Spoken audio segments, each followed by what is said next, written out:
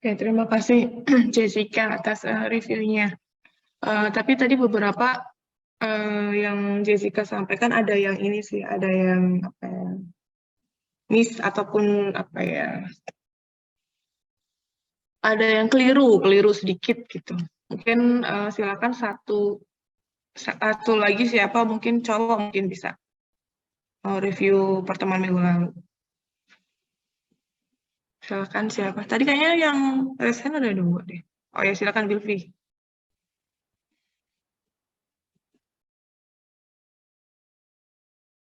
Masih Bu, mute ya?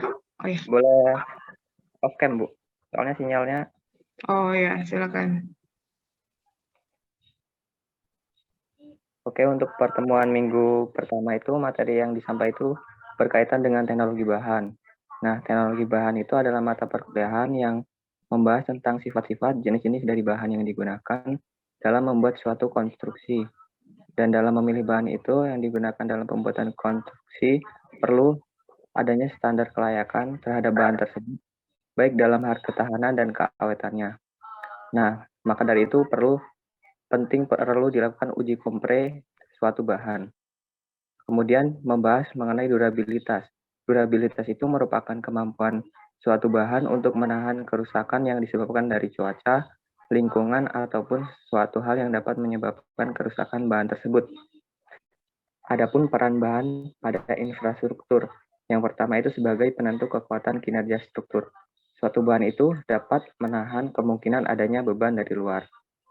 Kemudian yang kedua itu sebagai penentu keawetan terhadap lingkungan.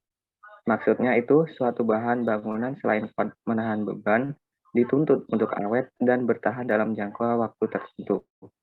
Adapun jenis-jenis bahan pada... Ini kamu mau baca atau gimana, Bilvi? Iya, Bu, waktu itu ngerangkum, Bu. Oh, kamu ngerangkumnya ini ya, apa eh, panjang gitu ya, nggak Iya, singkat Bu. intinya.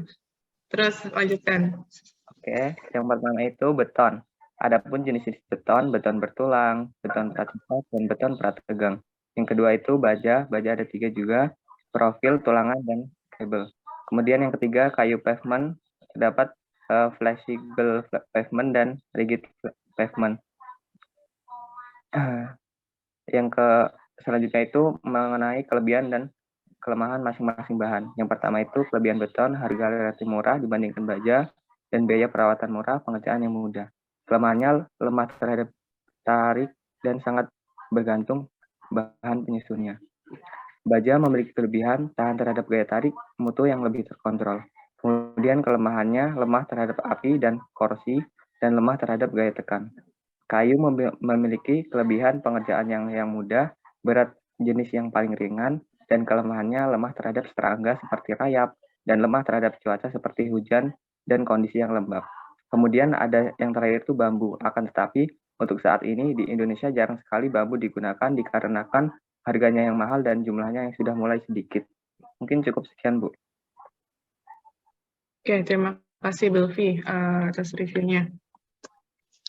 Oke, saya harap dari misalnya tadi Bilvi sama Jessica yang sudah mereview, saya harap yang lainnya pun yang belum belum saya tunjuk ataupun belum pede untuk mereview pertemuan minggu lalu, ya semoga kalian juga masih ingat ya kemarin minggu lalu kita mempelajari tentang apa, karena nanti di setiap pertemuan saya akan meminta beberapa mahasiswa untuk mereview pertemuan sebelumnya atau mungkin di akhir perkuliahan, di akhir pertemuan perkuliahan, saya juga beberapa mungkin kalau saya ingat gitu ya akan diminta untuk mereview hari ini kita tadi telah mempelajari tentang apa kayak gitu.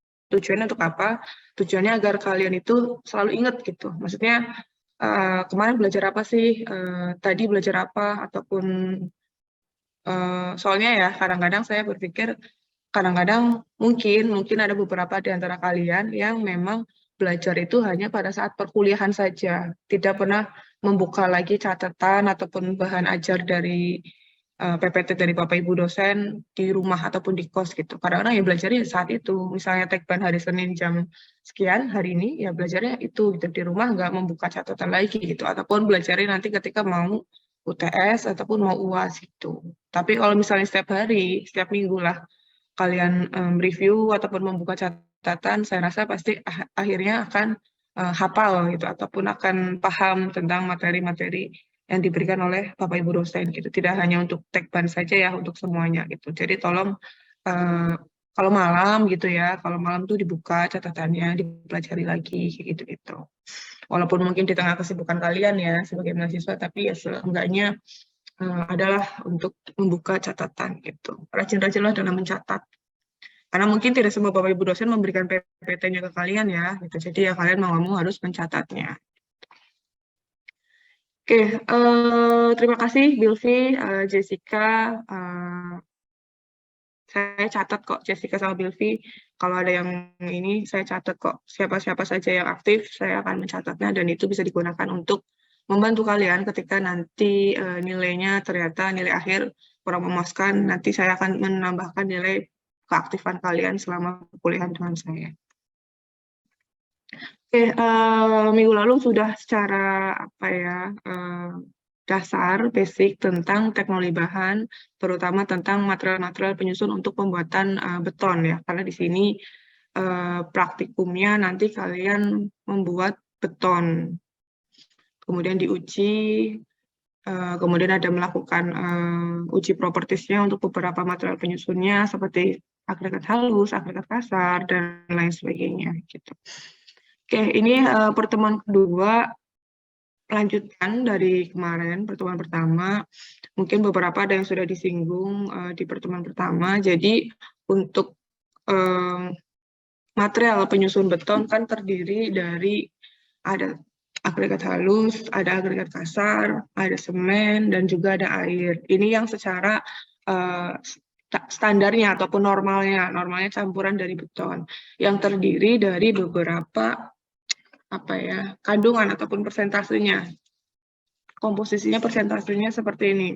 Misalnya terkait dengan semen, material penyusun semen. Semen itu di dalam satu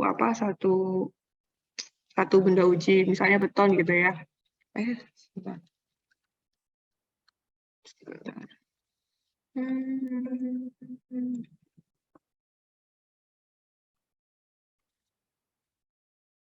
Mungkin ada yang ada yang tahu beton itu cetakannya berbentuknya seperti apa? Atau mungkin ukurannya deh kalau ya pertama bentuknya dulu deh, kalau ukurannya mungkin terlalu ini ya, belum begitu tahu. Beton itu tuh kalau kita melakukan benda uji sampel gitu ya di lab, skala lab itu ukurannya bentuknya apa? Ada yang pernah lihat ataupun mungkin pernah melakukan praktek? Tabung bukan, Bu? Tabung. Nama lainnya tabung apa? Silinder. Ya, silinder. Oke, benar, Siti Zahra silinder ya. Selain silinder, ukurannya berapa? Diameternya berapa? Tingginya berapa? Tahu nggak, Siti Zahra? Kalau untuk ukurannya belum tahu sih, Bu. Belum Tapi pernah tahu. lihat ya. Pernah lihat silinder, Bu. Selain silinder, ada lain nggak kira-kira?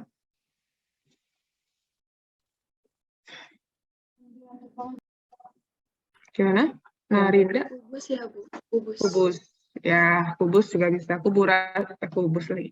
Kubus itu ininya berapa? Tahu nggak? 15 kali 15 kali 15. Oke. 15 kali 15 ya untuk kubus. Kalau untuk tabung itu dia 30, di sininya dia 15. Kalau untuk kubus dia ukurannya 15. Ya kurang lebih kayak gini ya. Ini nggak rapi, nggak apa-apa lah ya. Sebenarnya kalian ada gambaran. Jadi untuk benda uji ataupun sampel nanti ketika kalian membuat ataupun praktikum di laboratorium biasanya ada dua cetakan silinder sama cetakan kubus. Nah, tapi selain silinder pun selain 1530 ada lagi yang lebih kecil lagi 7 kali 20 kalau nggak salah. Diameternya 7, tingginya 20 kalau nggak salah. Nah, itu cuman jarang, itu hanya kayak semacam apa ya? Kalau untuk ininya standarnya itu 1530, tapi biasanya yang sering kalian di lab biasanya 1530 sih. Kalau yang 720 kalau 720 ya, itu hanya ini aja kayak apa sih ya, tahu gitu, cukup tahu gitu kalau ada selain 1530 ada juga yang cetakan lebih kecilnya lagi gitu. Nah, nanti pun kalian praktikumnya kayaknya 1530 deh yang silinder. Nah, di dalam sebuah misalnya ini anggaplah ini satu beton gitu kan. Terus ininya 100%. Nah, 100% ini material penyusun ini yang ada di dalam satu silinder beton itu terdiri dari beberapa material penyusun. Semen itu kisarannya 7-15%, air itu 14-21%, agregat halus dan juga agregat kasar itu ini digabungin ya, ditotalin itu kisaran 60-80% gitu. Nah, inilah istilahnya harus kisaran itu untuk material penyusunnya untuk sebuah beton. Nah, biasanya selain dari komponen utama, komponen dari semen, air, agregat halus, ataupun agregat kasar, biasanya ada juga ditambah dengan bahan tambah ataupun bahan adiktif. Itu tapi bahan kimia. Bahan kimia berbentuk cairan ataupun liquid itu dicampurkan ke dalam sebuah campuran yang ini tadi. Gitu. Selain komponen utama, ada juga bahan tambahnya, bahan adiktif. Macam-macam bahan aditif jenisnya tuh, mereknya pun macam-macam gitu. Ada dari Sika konkrit, ada dari yang terkenal Sika sih biasanya dan lain-lain. Nah itu tujuannya macam-macam. Apakah memang untuk misalnya biasanya untuk mencapai kuat tekan tertentu, misalnya targetnya memang beton mutu tinggi gitu ya. Beton mutu tinggi targetnya misalnya di atas 40 MPa gitu kuat tekannya. Nah itu biasanya ditambah dengan bahan kimia ataupun zat adiktif tadi gitu untuk menaikkan kuat tekannya tadi itu bisa. Terus kemudian ada beberapa ini juga misalnya untuk biar mengerasnya, biar tidak cepat mengeras gitu juga ada, atau biar pengerasannya lebih cepat gitu juga ada. Dan misalnya macam-macam sih fungsinya. Nanti misalnya kalian mau membeli bahan kimia tadi, yang mau membeli zat aditif tadi, disesuaikan. Kalian tujuannya mau apa? Mau memberi kuat tekannya lebih di atas dari 40 MPa, ya silakan. Berarti belinya sesuai dengan kebutuhan kalian gitu. Macam-macam kegunaannya dan juga ininya fungsinya. Nah, itu nanti ditambahkan di dalam komponen utama ataupun komponen dasarnya gitu. Nah, terus kemudian dari material penyusun ini, kalau misalnya semen saja ditambah air itu akan menjadi pasta semen.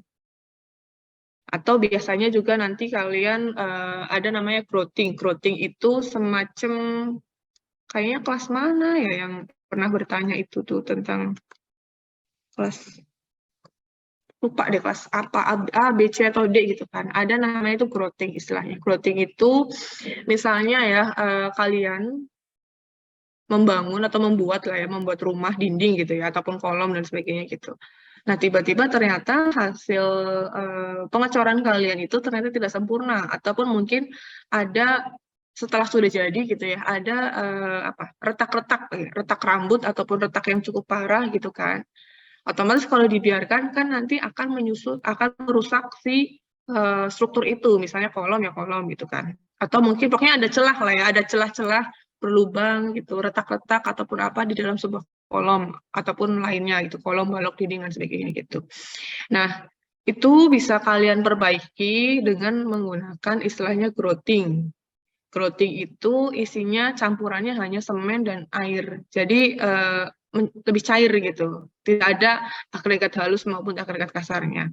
Dan itu disemprotkan. Ada alatnya gitu, disemprotkan di dalam kolom ataupun dinding yang sekiranya memang butuh ataupun memang misalnya retak ataupun ada celah, ada lubang ataupun intinya tidak halus lah, tidak rata permukaannya gitu. Nah, itu silakan bisa menggunakan campuran semen dan air. Nanti disemprotkan, diinjeksikan dengan kuat tekan tertentu nanti akhirnya pasta semen itu akan masuk ke celah-celah tersebut gitu, sehingga nanti menjadi rapat ataupun apa ya permukaannya rata kembali, halus kembali gitu, untuk memperbaiki hal itu. Itu ada nama istilahnya growting gitu. Nanti mungkin di pembahasan lanjutannya mungkin ada lebih detailnya gitu. Nah, itu campuran hanya semen dan air saja.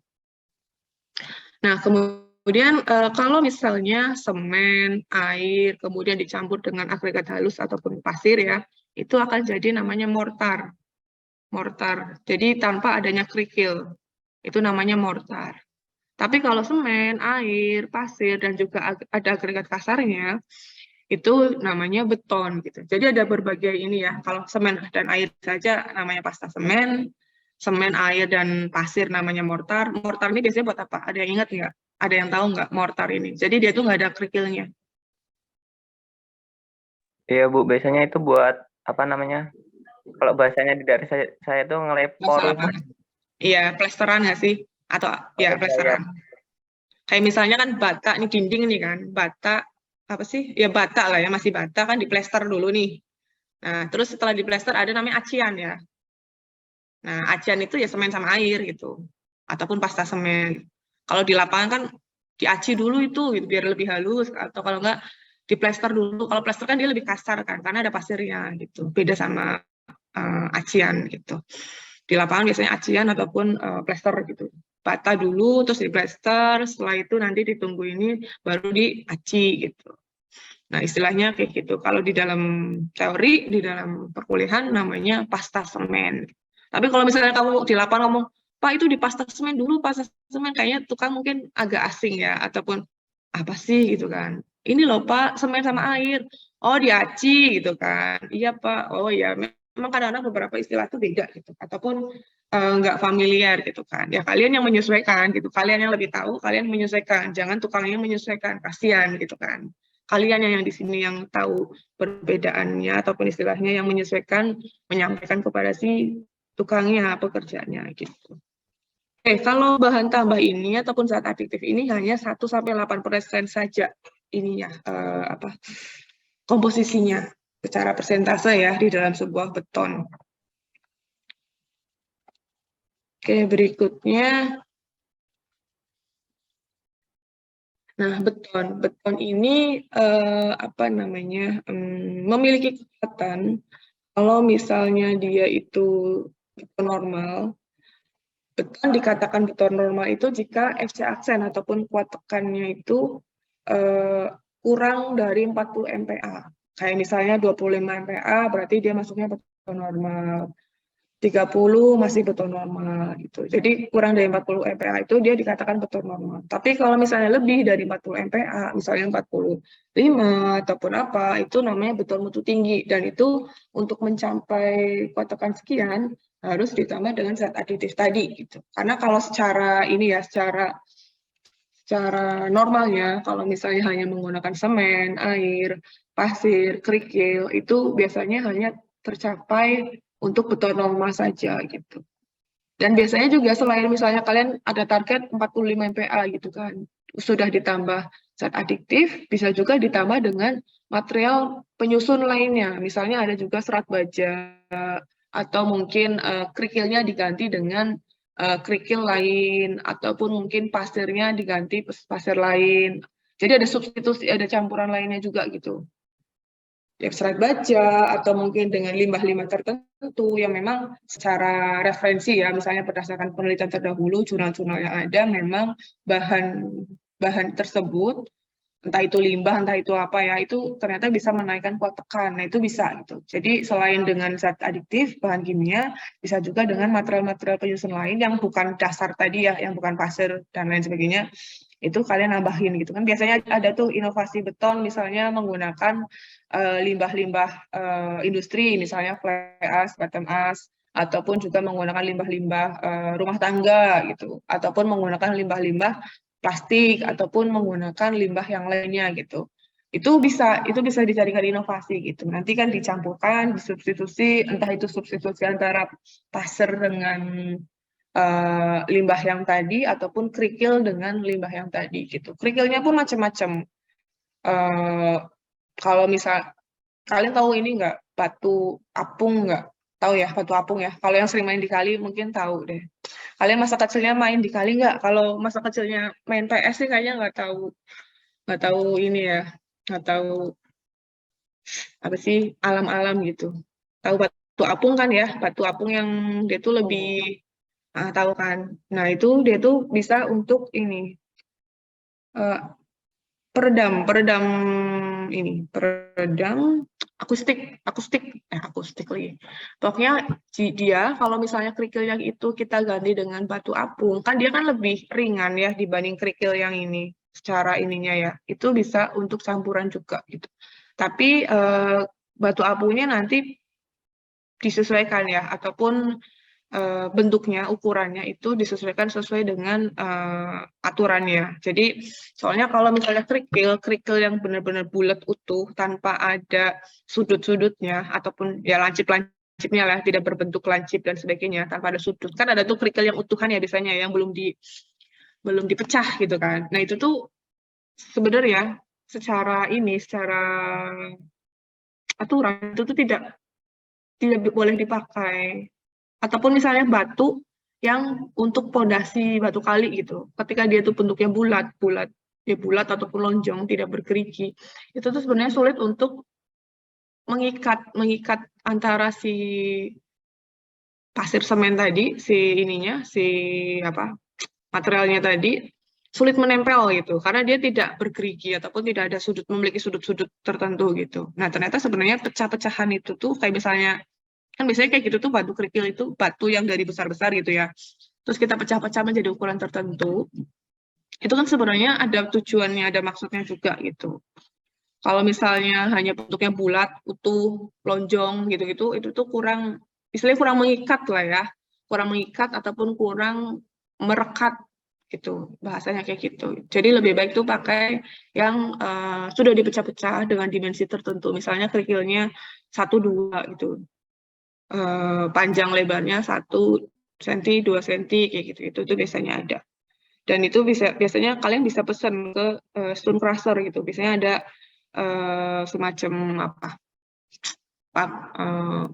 usaha gitu ya, usaha seseorang stone crusher, pemecah batu, itu tuh biasanya di situ kalian bisa pesan yang mau kerikil yang 1-2 atau 3-4 gitu-gitu, itu bisa gitu. Itu biasanya dari bongkahan batu besar. Terus ada semacam ya mesin lah ya, mesin untuk memecahnya. Jadi bukan pakai tenaga manusia lagi, karena itu udah partai besar lah ya istilahnya, udah besar gitu. Jadi udah bukan pakai manusia. Nggak tahu deh, kalian tuh pernah ngalamin nggak sih mecahin kerikil gitu ya, mecahin batu gitu, terus pakai kayak palu gitu-gitu. Kalian ngalamin nggak sih? Kayaknya enggak ya. Ngalamin nggak yang kerikilnya tuh dipegang gitu kan, tapi kayak pegangnya kayak pakai karet karet ban gitu-gitu lah ya, terus dipecah-pecahin pakai palu gitu sampai kecil. Enggak ya kalian ya?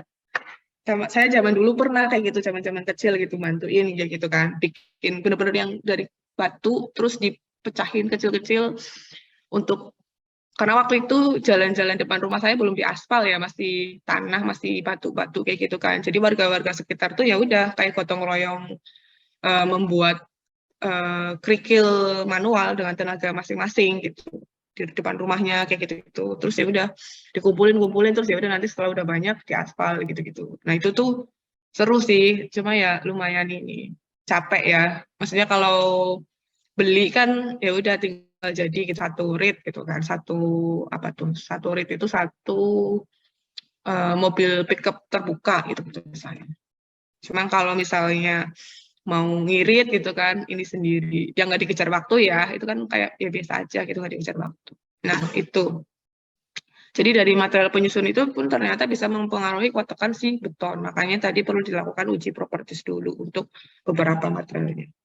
Oke, beton normal itu 40 MPa, beton normal itu kurang dari 40 MPa, kalau beton mutucing itu lebih dari 40 MPa.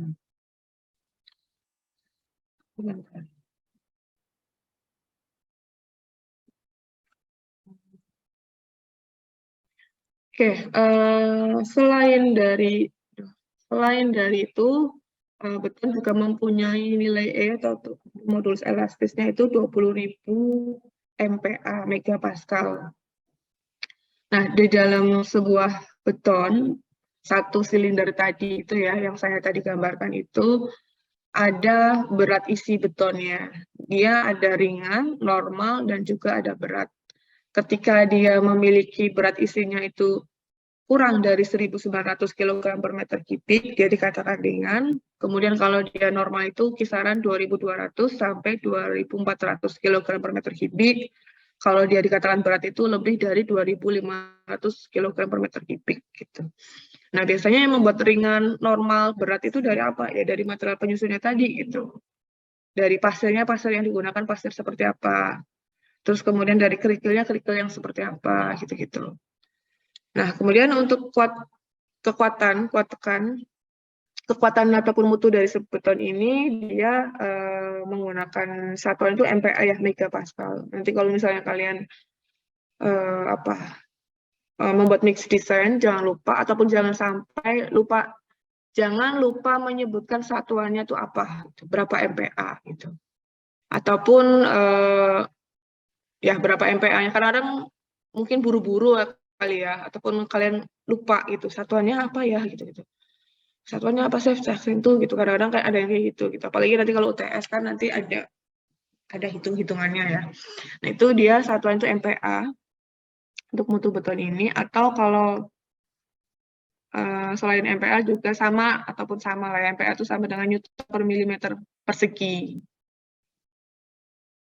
Nah, untuk MPa, 1 MPa ataupun 1 Newton per milimeter persegi itu sama dengan 10 kilo per sentimeter persegi. Dengan benda uji silinder yang tadi ya 1530 yang tadi saya digambarkan di awal ya. Itu tuh satunya itu sekian 10 km. Kalau di dalam ininya 1 MPa itu 10 kilo per sentimeter persegi gitu. Jadi jangan sampai kalian itu lupa ataupun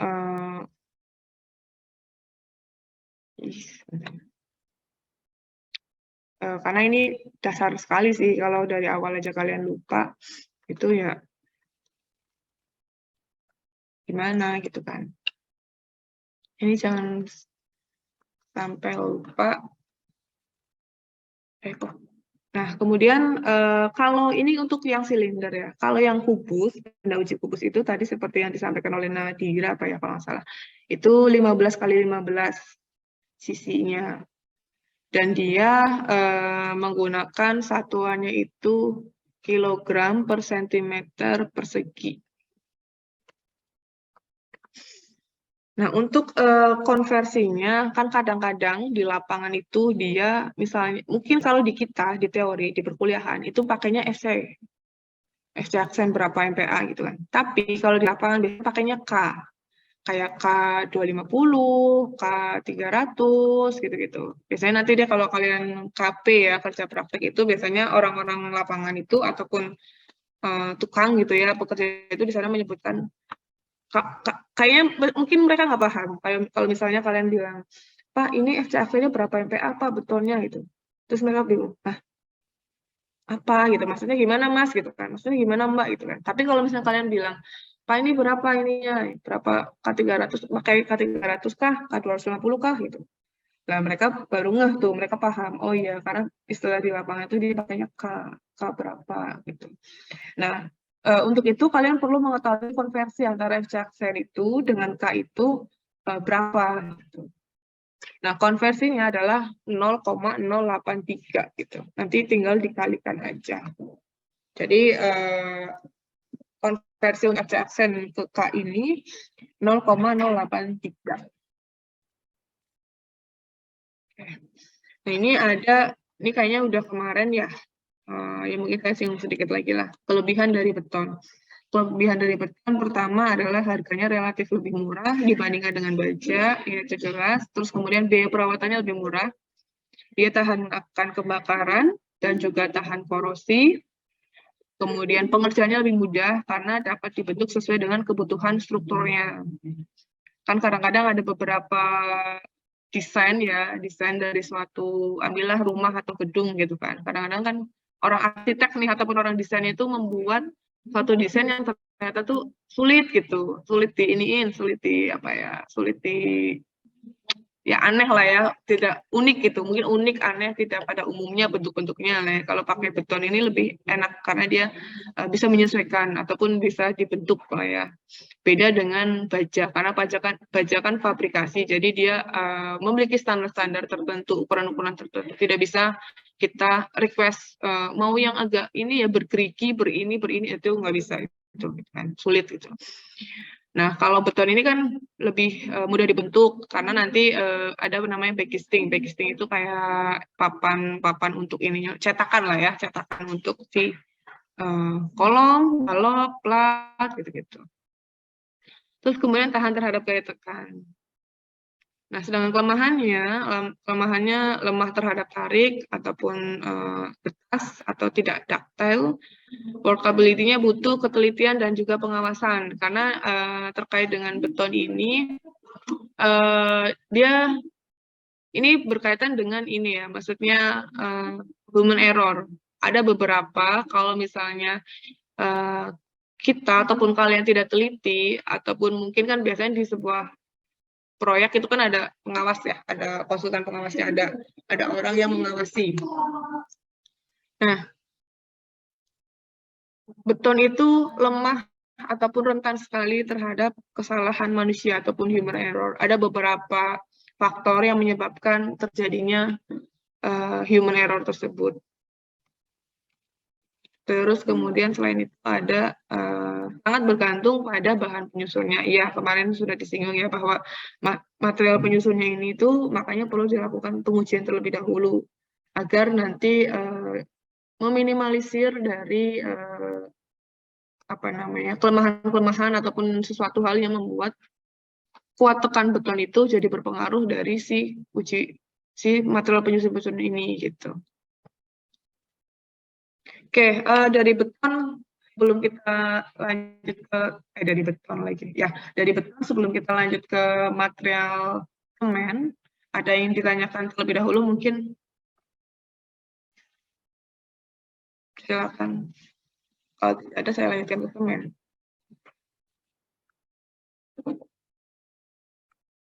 Oke, Fazul Haq. Bu, Assalamualaikum. Ini untuk yang tadi, yang bahas agregat halus dan agregat kasar itu kan persentasenya 60-80% kan ya Bu, untuk duanya. Untuk dia itu apa namanya kalau misalnya pada pengaplikasiannya itu kan itu gimana Bu? Maksudnya di antara duanya itu harus sama kayak 1:1 atau gimana Bu? Agregat halusnya sama agregat kasarnya harus sama banyak atau boleh tergantung ini kalau misalnya yang halus lebih banyak itu seperti apa atau agregat kasar lebih banyak itu seperti apa Bu? Terima kasih. Oke, terima kasih. Apa Fazul apa Hak dipanggilnya kamu? Fazul ya.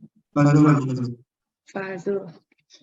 Oke, terima kasih Fazul. Ini ya di slide yang ini ya, yang agregat halus sama agregat kasar itu campurannya itu kisaran 60-80% ini ya. Jadi ini sebenarnya berkaitan dengan mix design nanti, Fazul. Apa yang kamu rencanakan gitu. Persentasenya berapa disesuaikan. Nanti kan ada namanya nanti pertemuan keberapa ya? Pertemuan keempat kalau nggak salah. Nanti pertemuan keempat kita akan belajar mix design dari apa? Dari ada beberapa langkah lah. 20 langkah atau berapa lah ya.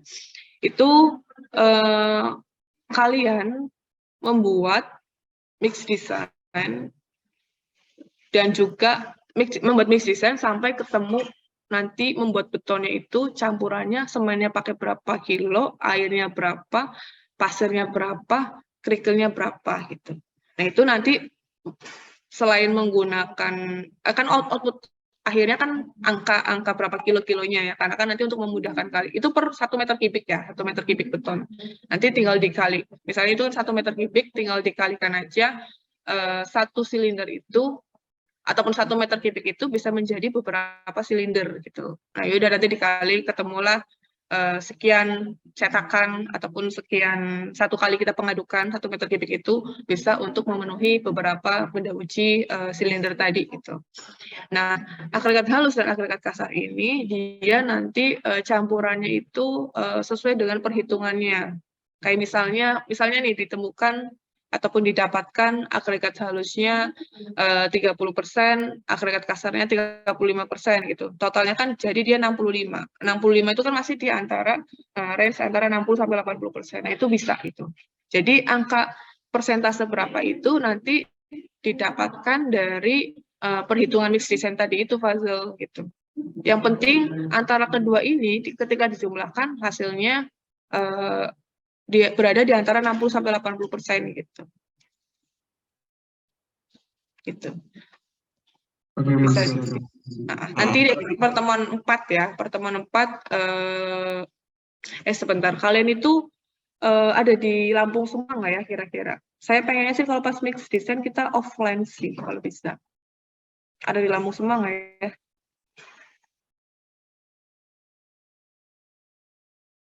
Terutama kelas A aja sih, karena kan kelas saya kelas A. Ada di Lampung semua atau masih di kampung halaman? Ternyata udah di Lampung semua, Bu.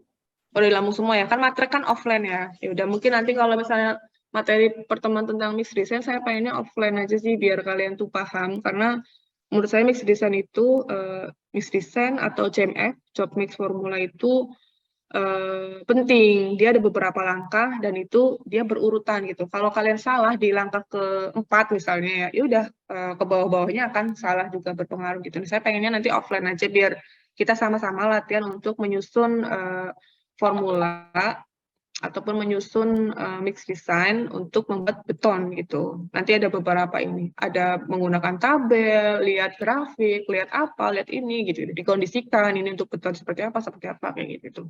Ini enaknya lebih ininya offline aja gitu sih. Mungkin nanti akan saya sampaikan lah kalau misalnya oh ya ini minggu ini offline ya gitu atau apa gitu, minggu depan offline ya, nanti saya sampaikan ke kalian. Oke, gitu ya Fazil, nanti lebih detailnya nanti kita praktek di pertemuan keempat kalau nggak salah untuk berapa persentasenya gitu. Langsung ke kasus saja gitu. Intinya nanti agregat halus dan agregat kasar dijumlahkan itu totalnya berada di antara ini gitu. Entah itu dia 35 30, 35 40 kayak gitu itu nggak apa-apa. Yang penting masih berada di kisaran itu. Oke, berikutnya bisa dipahami Fazil? Ya, Bu. Terima kasih, Bu. Sama-sama. Ada yang bertanya lagi mungkin selain Fazil? Kalau nggak saya lanjut ke semen dulu ya, nanti bisa di akhir juga kalian bisa bertanya. Oke, semen. Semen ini pasti kalian udah pernah lihat semen semua lah ya. Semen kan mereknya pun macam-macam, jenisnya macam-macam. Nah, semen ini secara teoritis memiliki sifat pengikat dan mengeras apabila dicampur dengan air.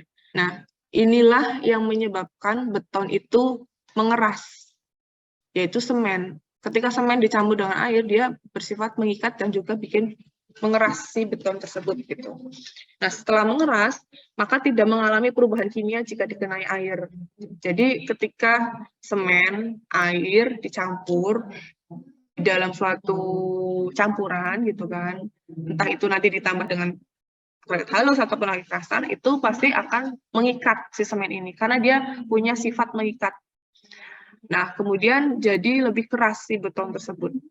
Apapun lah ya, kalau dia dicampur ke beton ya berarti ke pasir dan ke kerikil dia akan mengeras gitu.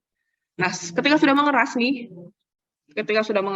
terus kemudian kalian siram gitu ya, kalian siram campuran tersebut ataupun beton tadi itu siram pakai air, itu udah nggak bisa berubah apa-apa karena itu udah jadi lah istilahnya, sudah jadi tidak akan mengalami perubahan kimia lagi, itu udah jadi gitu. Nah, proses pembuatan semen ini terdiri dari beberapa proses atau beberapa proses. Nah, pertama adalah batu kapur. Batu kapur tahu kan ya, batu kapur ataupun koral yang telah dipecah dengan ukuran itu kurang dari 50 mm, dicampur dengan lempung, pasir, dan batu besi. Kemudian yang kedua, campuran ini diolah ball mill. Ball mill itu silinder berputar berisi bola-bola besi. Jadi kayak apa sih ya? Ada sebuah silinder, di dalam silinder itu ada bola besinya, dan di dalamnya itu berisi campuran-campuran tadi ini, campuran antara batu koral, lempung, pasir, dan juga batu besi gitu. Dicampur dengan ada apa sih, putar gitu lah ya, putar terus nanti sampai membentuk ataupun sampai terjadi campuran yang disebut dengan slurry. Nah, slurry ini diuji kesesuaian komposisinya yang memenuhi dilakukan proses pembakaran pada tungku pembakar yang berputar pada suhu 1500 derajat Celcius gitu. Jadi dari batu kapur ataupun koral dicampur dengan lempung, tapi batu kapurnya udah dipecah ya dengan ukuran sekian. Dicampur dengan lempung, pasir, dan batu besi dimasukkan ke dalam alat ball mill ini, silinder yang di dalamnya ada bola besi. Terus dicampur, terus sampai nanti dia membentuk namanya slurry. Nah, slurry ini diuji dengan proses pembakaran melalui tungku pembakar yang berputar dengan suhunya 1500 derajat Celcius. Ini ya cukup besar gitu. Ini proses pembuatannya. Nah, kemudian setelah itu wujudnya ataupun outputnya dia pupuk batu bara. Tadi sudah diinikan ya dengan pembakaran tungku pembakar 1500 derajat Celcius. Pupuk batu bara dan udara ditiupkan, dan ujung dari tungku pembakaran ini ataupun tungku pembakaran dipanasi hingga 2000 derajat Celcius untuk menghilangkan air dan CO2 dan slurry-nya. Partikel halus yang tertinggal dari proses ini lalu didinginkan, yang disebut dengan klinker. Kemudian dipindahkan melalui konveyor untuk disimpan di dalam silo. Nah, setelah itu proses terakhirnya itu mencampur klinker tadi dengan gypsum dan dimasukkan ke dalam ball mill sehingga diperoleh bubuk halus yang kita sebut dengan semen. Jadi semen itu dia bubuk halusnya ataupun proses yang tadi dari koral, kemudian ada pasirnya, ada batu besinya, ada lempungnya gitu kan. Setelah melalui proses pembakaran jadilah halus itu yang disebut dengan semen. Artinya dia itu teksturnya halus banget ya, halus banget. Dan karena itu dia merupakan bukan sisa sih, maksudnya sudah melalui proses-proses beberapa tahap yang sehingga membentuk sebuah semen yang kita sebut itu semen. Jadi kalau misalnya kita perhatikan di sini dia prosesnya cukup panjang dan cukup lama juga itu ya untuk menjadi sebuah semen. Dengan kalau misalnya kita ke pabrik ataupun toko-toko kan dia mereknya macam-macam ya, berbeda-beda gitu. Dan juga tipe-tipenya pun berbeda-beda juga gitu. Nah, ini kalau misalnya kalian lihat di gambar ini, di slide ini, proses untuk pembuatan semen kalau di dalam skala pabrik ini kalau digambarkan seperti ini. Ini sumbernya dari Ensiklopedia Britannica ya, tahun 2007, mungkin kurang lebih ya sama. Ini kan ada namanya kuari dari si batu kapur ataupun koralnya tadi. Ini kuarinya, ini adalah bahan dasarnya ya. Kita ambil sekian gitu ya, kita ambil sekian menggunakan alat beratnya eskavator. Setelah itu kita lakukan namanya ya, diambil pakai eskavator, kemudian ini pakai dump truck ya, diangkut oleh dump truck. Kemudian dari batu kapur tadi dilanjutkan, kemudian dipecah ya, kan tadi kan memiliki standarnya batu kapur itu kurang dari 50 mm untuk ukurannya, untuk dimensinya. Dia dimasukkan, kemudian ini konveyor ya, dia itu bisa berjalan gitu ya, bisa berjalan sendiri. Nah, ini dimasukkan ke dalam crusher pemecah dengan dimensi yang tadi sudah saya sampaikan. Kemudian setelah itu dia outputnya adalah sesuai dengan dimensinya. Kemudian sampai sesuai dengan dimensinya, berarti dia ada dua pemecah pertama, crusher pertama, terus ada keduanya sampai bentuk yang sesuai kurang dari 50 mm. Setelah itu dilanjutkan ke dalam alat ataupun mesin proporsional equipment. Ini kan tadi kan baru batu kapurnya ataupun baru koralnya. Terus setelah itu ditambahkan dengan clay ataupun lempung dan juga dengan pasir di sini. Terus kemudian masuk ke tahapan berikutnya, yaitu namanya preheater tower. Jadi di sini dia dipanaskan ya, seperti tadi kan pertama 1500 derajat Celcius. Dari ketiga bahan tadi itu dimasukkan, dipanaskan, tower pemanasnya, terus nanti jadilah namanya bentuknya ataupun disebut clinker. Setelah itu setelah dilakukan pemanasan selama 1500 ya, ini ada pemanasan juga 2000 derajat Celcius. Sampailah nanti melalui proportional equipment and finish grinding mill. Jadi nanti setelah sudah dipanaskan ada gypsum juga. Nanti setelah melalui proses kita ada bentuk bubuk halus. Bubuk halus inilah yang nanti setelah itu dikemas sesuai dengan ininya ya, merek tertentu. Terus nanti sudah jadi dalam bentuk semen dan disimpan ataupun diletakkan di storage-nya. Nanti bisa diperjualbelikan dan lain sebagainya gitu. Jadi secara proses alur di lapangan itu seperti ini, dari pertama quarry limestone quarry sampai ke bubuk halus semen yang sudah dikemas dalam bentuk ataupun dengan nama semen gitu. Nah, kurang lebih seperti itu untuk proses alur dari pembuatan semen.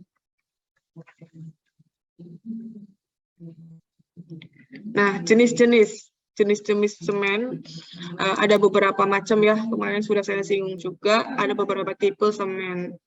Nah, ini berdasarkan perbedaan komposisinya, ini menurut ASTM C150, mungkin nanti bisa kalian cek ya di internet, di Google.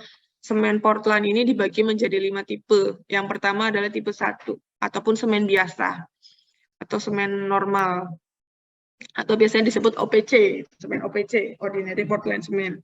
Ini adalah yang digunakan dalam penggunaan umum yang tidak memerlukan persyaratan khusus yang disyaratkan pada jenis lain. Nah, ini seringlah, kalian pun mungkin sering beli ya, semen apapun, entah itu Holcim, 3 roda, ataupun Holcim 3 roda, terus kemudian Bima, ataupun apa gitu. Ada, ini semen tipe 1 ataupun OPC. Jadi dia memang normal, tidak untuk khusus tertentu, enggak gitu. Kemudian tipe kedua adalah semen panas sedang. Nah, ini adalah semen Portland yang dalam penggunaannya memerlukan ketahanan terhadap sulfat ataupun panas hidrasi sedang. Tipe ini mempunyai panas hidrasi lebih rendah dibanding dengan semen Portland tipe 1. Nah, tipe ini disarankan untuk dipakai pada bangunan seperti bendungan, dermaga, landasan berat yang ditandai dengan adanya kolom-kolom dan di mana proses hidrasi rendah juga merupakan pertimbangan utama. Jadi, kalau misalnya kalian mau membuat suatu infrastruktur bendungan, dermaga, dan landasan, itu bisa menggunakan tipe 2, bukan menggunakan tipe 1. Jadi disesuaikan dengan kalian mau itu untuk apa gitu. Nah, kemudian tipe berikutnya adalah tipe 3, yaitu semen mengeras. Nah, ini digunakannya untuk kebutuhan untuk laju pengerasan awal tinggi.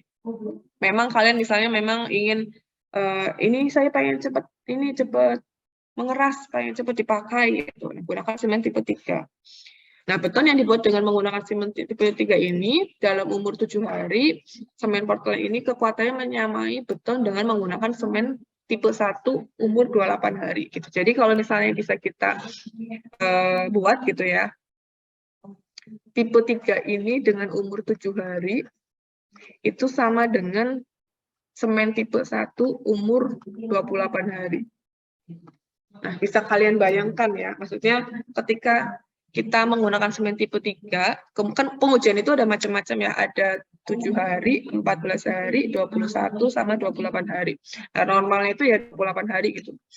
Ketika sudah mencapai 28 hari, benda itu diuji, kuat tekannya, terus kemudian ketemulah berapa MPa. Tapi bisa juga kita menguji di umur 7 hari. 7 hari misalnya kuat tekannya sekian MPa gitu. Ya udah nanti tinggal dikalikan aja dengan nilai konversi untuk 28 hari, kita sudah bisa merencanakan ataupun kira-kira 28 hari itu sekian MPa gitu. Apakah sesuai dengan targetnya gitu. Kalau misalnya sesuai, ya berarti masuk gitu. Tapi kalau misalnya tidak sesuai, ataupun aduh kok jauh ya gitu, 7 hari aja baru segini gitu kan. Kayaknya kalau dikonversikan ke konversi angka konversi 28 hari kayaknya nggak nyampe nih kalau targetnya tadi misalnya 40 ataupun apa aja gitu. Nah, ternyata kalau misalnya kita memakai semen tipe 3 diuji 7 hari itu tekannya sama kayak 28 hari gitu. Kekuatannya tuh menyamai beton dengan 28 hari gitu, karena memang tipe 3 ini dia berfungsinya untuk cepat mengeras, ataupun secara komposisinya ataupun secara ininya berarti dia memiliki bahan penyusun komposisi yaitu memang diperuntukkan untuk hal tersebut gitu. Nah, kemudian ada tipe keempat, dia semen panas rendah. Nah, semen ini penggunaannya memerlukan ketahanan tinggi terhadap panas hidrasi rendah. Jadi dia bertolak belakang dengan yang semen tipe 2 ya. Dia panasnya rendah, memerlukan ketahanan tinggi terhadap panas hidrasi rendah, biasanya untuk pembuatan beton secara massal, misalnya bendungan, dam, lapangan udara, di mana kenaikan temperatur dari panas yang dihasilkan selama periode pengerasan diusahakan seminimal mungkin sehingga tidak terjadi pengembangan volume beton yang bisa menimbulkan cracking ataupun retak di beton. Nah, kalau misalnya kita lihat di sini, kalau semen tipe 2 itu kan dia panasnya sedang. Dia sama-sama untuk bisa digunakan untuk bangunan bendungan dermaga gitu juga kan, ataupun landasan udara itu. Tapi dia untuk yang panasnya sedang. Nah, kalau dia yang tipe 4 itu lebih ini, tipe panas rendah. Lebih lagi kurang semen panas rendah gitu. Jadi memang untuk apa ya, digunakan memang untuk kenaikan temperatur dari panas yang dihasilkan selama periode pengerasan untuk seminimal mungkin sehingga tidak terjadi pengembangan volume beton. Coba bayangin kalau misalnya ya bendungan gitu, ataupun lapangan udara gitu kan. Ketika dia terjadi pengembangan volume beton gitu kan, itu kan otomatis akan ya selain membahayakan dan lain sebagainya ya, otomatis kan akan menimbulkan cracking ataupun retak gitu. Coba kalau bendungan itu retak gitu, ataupun ada crack-nya gitu kan. Ya kan berarti nanti akan berpengaruh dari ininya ya, dari ada air yang masuk ke dalam celah-celah retakan tadi gitu, sehingga kan mungkin nanti akan terjadi suatu kegagalan, kalau misalnya bisa ini ya jauhannya ya kegagalan konstruksi, dan yang awal ataupun yang utama adalah air tersebut akan masuk ke celah-celah tersebut dan akan merusak si beton itu gitu. Nah, itu terkait dengan tipe semen yang keempat. Nah, yang kelima ini terkait dengan semen peruntukan untuk tahan sulfat. Nah, biasanya ini digunakan pada daerah yang tanah dan airnya mempunyai kandungan garam sulfat tinggi, seperti di air laut, daerah tambang, air payau, yang memang dia memiliki kandungan sulfatnya tinggi gitu. Kalau misalnya kalian membuat suatu konstruksi, suatu infrastruktur yang memang di daerah air laut, yang memiliki garam sulfatnya tinggi, ya berarti gunakanlah semen tipe 5. Nah, itu secara jenis semen ada 5 tipe, tapi yang biasanya sering kita gunakan sehari-harinya di rumah, untuk pembangunan rumah gitu ya, itu biasanya tipe 1 tadi, yang memang tipe normal. Untuk umum itu, yang jarang atau yang lain-lainnya itu tergantung itu konstruksinya untuk apa. Oke, nah kemudian ada lagi tentang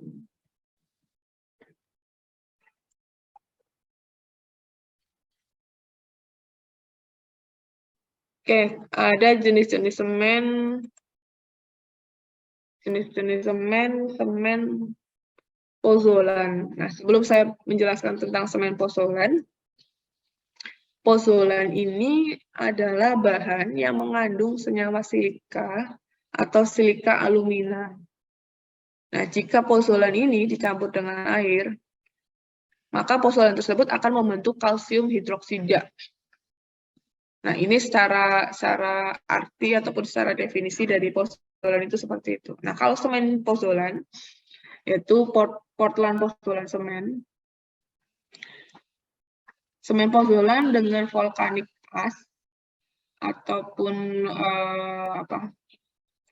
ini ya, misalnya kayak apa tuh gunung berapi, volcano, itu pertama kali semen pozolan ini ada ataupun didapatkan itu pertama kali ada di daerah Puzzoli, Italia. Nah, semen pozolan ini dibuat dari campuran semen Portland dengan fly ash ataupun abu terbang. Fly ash ini merupakan sisa dari pembakaran batu bara. Kalau di Lampung, yang penghasil fly ash terbanyak itu ada di PLTU Tarahan sama di PT Bukit Asam. Nah, dia penghasil abu terbang. Nah, biasanya memang itu kan limbah ya, limbah industri ya. Biasanya itu bisa digunakan, fly ash ini bisa digunakan untuk campuran beton juga. Gitu. Nah, semen pozolan ini tadi ya saya sampaikan bahwa dibuat dari campuran semen Portland dan juga fly ash. Kemudian semen Portland dengan silika foam. Silika foam juga biasanya bisa dijadikan bahan untuk campuran beton juga, silika foam. Atau semen Portland ini dengan serbuk bata. Nah, inilah yang merupakan campuran dari si semen pozolan ini. Nah, keuntungan dari PPC ataupun Portland pozolan semen ini adalah yang pertama adalah produksinya murah karena menggunakan material pozolanik. Kemudian yang kedua adalah memberikan karakteristik ketahanan, terutama dalam struktur hidrolik dan struktur kelautan. Kemudian berikutnya, dia mengurangi panas hidrasi. Kemudian berikutnya, PPC ini, pozolan semen ini, lebih halus dari OPC. OPC itu yang tadi, tipe 1, yang ordinary Portland semen. Jadi dia itu lebih halus karena ada campuran fly ash silika foam itu tuh dia halus sekali teksturnya. Makanya PPC ini, Portland pozolan semen ini dia lebih halus lagi. Padahal OPC ataupun tipe 1 pun udah halus ya. Secara kalian kalau misalnya udah pernah megang semen kan, tekstur semen tahu kan?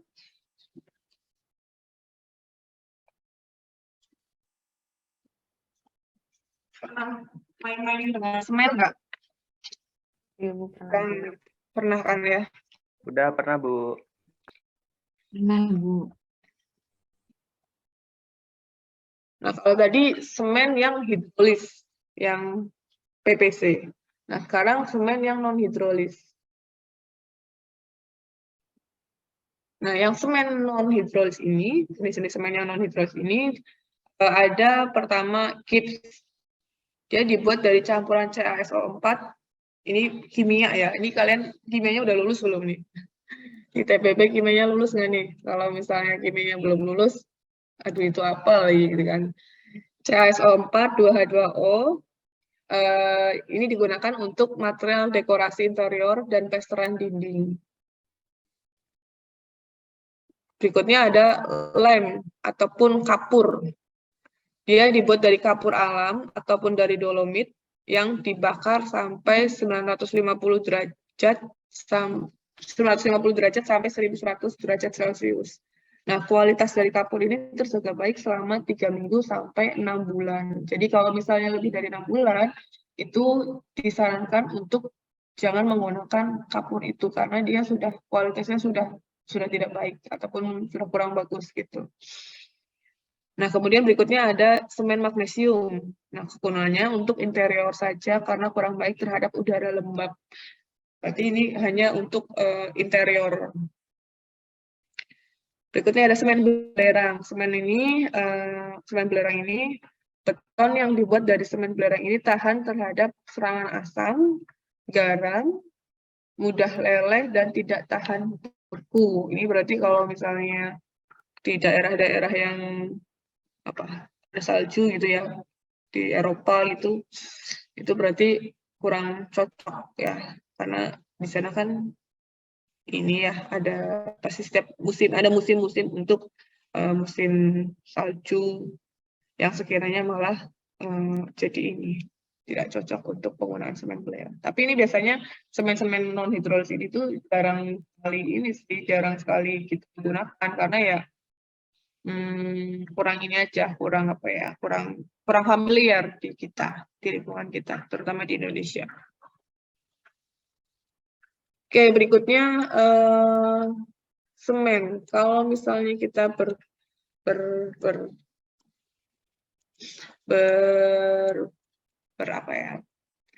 melihat di Indonesia gitu ya, dengan berbagai jenis macam merek semen, dengan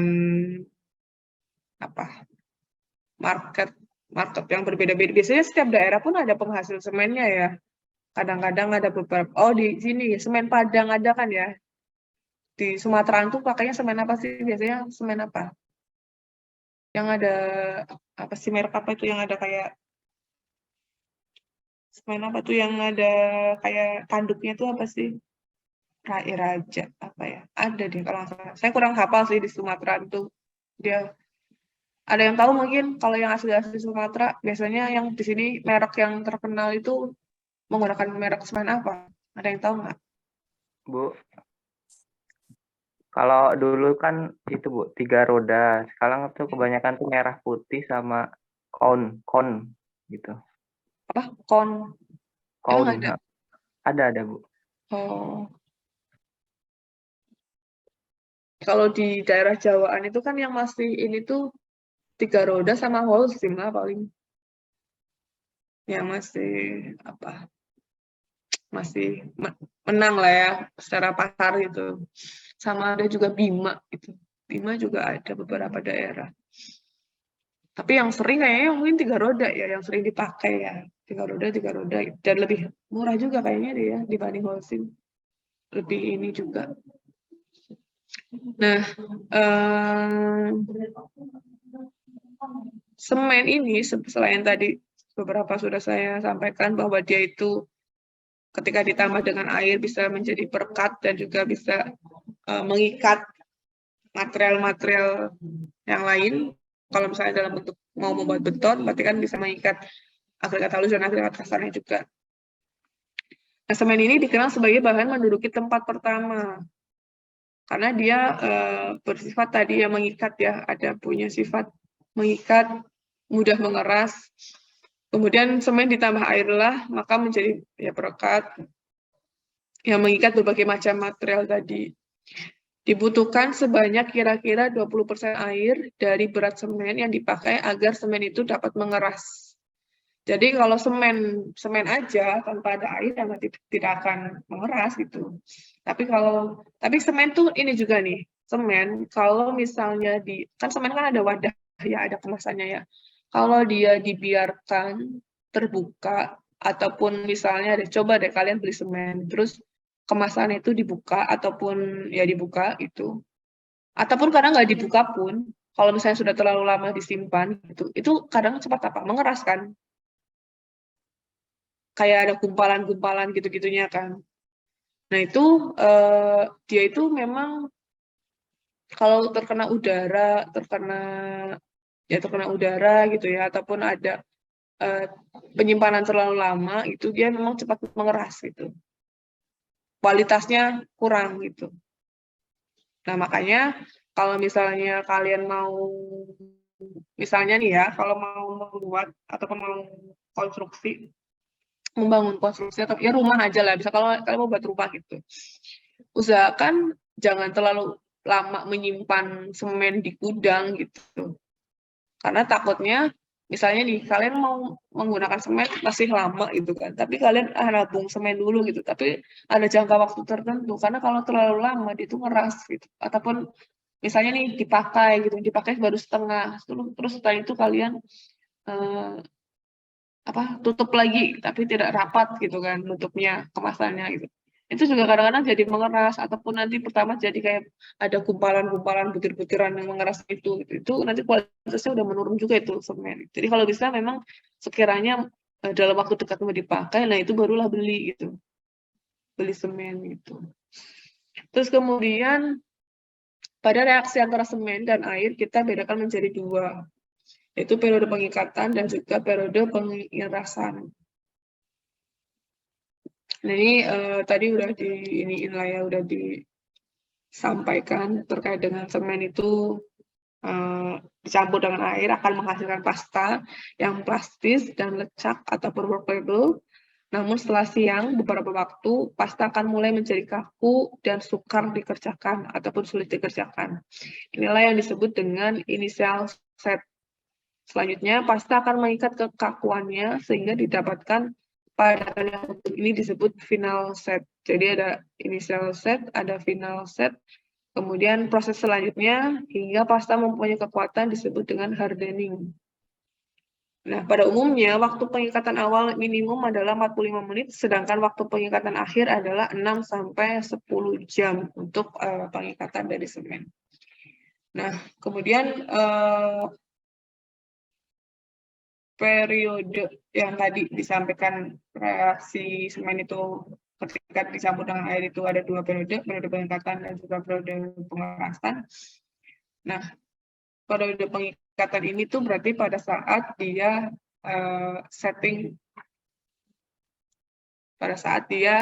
perubahan bentuk dari bentuk cair menjadi bentuk padat, tetapi masih belum mempunyai kekuatan. Nah, ini masih proses pengikatan ataupun periode pengikatan. Nah, kemudian kalau pengerasan ataupun hardening seperti yang tadi di sini, dia sudah memiliki kekuatan dari beton atau mortar setelah bentuknya menjadi padat. Nah, jadi pengikatan itu belum membentuk ataupun belum mempunyai kekuatan, sedangkan kalau pengerasan itu dia sudah proses kekuatan dari beton. Nah, kemudian ada namanya setting time. Setting time itu yaitu waktu ataupun periode yang berlangsung antara permulaan semen menjadi kaku dan saat semen itu beralih dalam keadaan keras ataupun padat. Nah, dan ini dapat diartikan bahwa pasta semen telah menjadi keras, akan tetapi belum cukup kuat. Setelah ini pengerasan berlangsung terus mula-mula secara cepat, kemudian lebih lambat untuk jangka waktu yang lama. Ini menurut Subakti tahun 95. Ini lama banget sih, tahun 95 itu. Kalian aja belum lahir ya. Nah, reaksinya tadi ada reaksi air dan semen tadi. Kalau misalnya dia peralihan dari keadaan plastis menjadi keras, atau ya plastis menjadi keras, tapi dia belum memiliki kekuatan, yang bisa kalian garis bawahi itu adalah namanya periode pengikatan ataupun set. Sedangkan kalau periode pengerasan dia bisa kalian pahaminya dia sudah memiliki kekuatan ataupun sudah padat dan dia sudah memiliki kekuatan. Itu disebut dengan pengerasan ataupun hardening. Ini reaksi antara si semen dan juga air ketika dicampurkan. Nah, berikutnya ada namanya panas hidrasi. Nah, panas hidrasi ini yaitu jumlah panas semen yang belum terhidrasi yang dikeluarkan sampai terjadi hidrasi yang komplit pada temperatur tertentu. Nah, kenaikan suhu pada beton ini disebabkan oleh beberapa hal. Yang pertama yaitu volume beton yang dicetak setiap 1 kali operasi. Terus kemudian kecepatan mencetak beton, keadaan suhu sekitarnya juga ternyata berpengaruh terhadap kenaikan suhu beton. Terus kemudian suhu beton pada saat dicetak, kehalusan semen juga berpengaruh, dan juga ada namanya specific surface per Portland, kisaran 200 sampai 900 meter persegi per kilo. Nah, ini beberapa penyebab dari kenaikan suhu pada beton. Nah, semakin halus butiran semen, maka tingkat hidrasinya juga semakin tinggi, dan juga kuat tekan yang dihasilkan pun juga. Namun semakin besar pula susu hidrasi ataupun shrinkage-nya, admixtur bentonitnya juga semakin besar pula. Jadi kalau butiran semen itu semakin halus, maka tingkat hidrasi dan kuat tekan yang dihasilkan juga semakin tinggi. Ini terkait dengan panas hidrasi yang ada pada semen. Nah, kalau misalnya, nanti kan kalian ada namanya uji properties ya, salah satunya adalah pengujian semen. Nah, kalau pengujian semen ini untuk di lapangan, dilakukan terhadap pekerjaan kecil. Pertama ya, kalian mengecek dulu terkait dengan kondisi kantong semennya ataupun tadi kemasannya ya. Diperiksa apakah terdapat gumpalan semen di dalamnya atau tidak gitu. Kalau misalnya tadi yang saya sampaikan dia ada gumpalan-gumpalan ataupun sudah membentuk butiran-butiran kayak ini, kayak batu-batu gitu, itu berarti semennya sudah terkontaminasi dengan udara. Makanya tadi sebisa mungkin wadah ataupun kemasannya itu tidak berlubang ataupun tidak ada celah untuk udara masuk ke dalamnya. Karena kalau udara masuk ke dalamnya udah terkontaminasi, dan kalau sudah terkontaminasi berarti kualitasnya sudah menurun gitu. Nah, berikutnya adalah dilihat dari secara visual, dari warnanya. Semen yang baik ataupun semen yang bagus itu dia harus berwarna abu-abu. Kecuali semen putih ya. Kalau semen putih ya warnanya apa? Merah. Ya putih ya.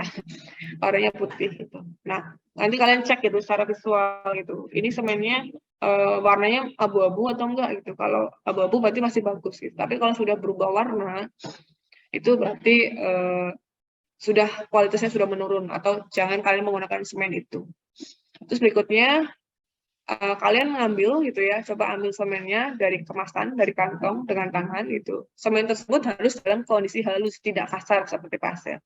Kan kalian katanya tadi pernah megang semen, pernah memegang teksturnya semen. Nah, kalau misalnya kalian pas ambil terus teksturnya masih halus, tidak ada seperti pasir. Kalau pasir kan dia agak berbutir-butir kecil-kecil gitu kan ya. Nah, kalau semen itu kalau semen itu masih halus, masih lembut tuh ya, berarti itu masih bagus kualitasnya. Tapi kalau udah agak berbutir seperti pasir, agak kasar, itu berarti sudah kurang ataupun kualitasnya menurun gitu.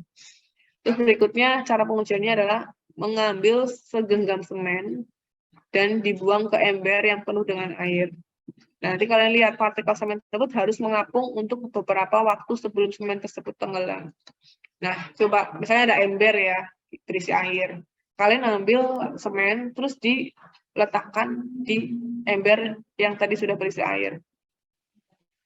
Nah, kalau yang bagus itu partikel semen tadi itu harus mengapung untuk beberapa waktu dulu sebelum akhirnya tenggelam. Nah, itu kalau yang bagus itu seperti itu.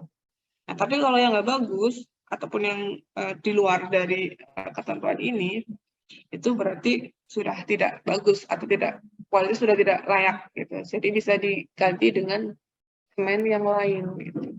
Kalau tadi itu berdasarkan di lapangan, sedangkan berdasarkan di laboratorium ataupun nanti ketika kalian praktikum ban untuk cara menguji semen yang baik ataupun yang bagus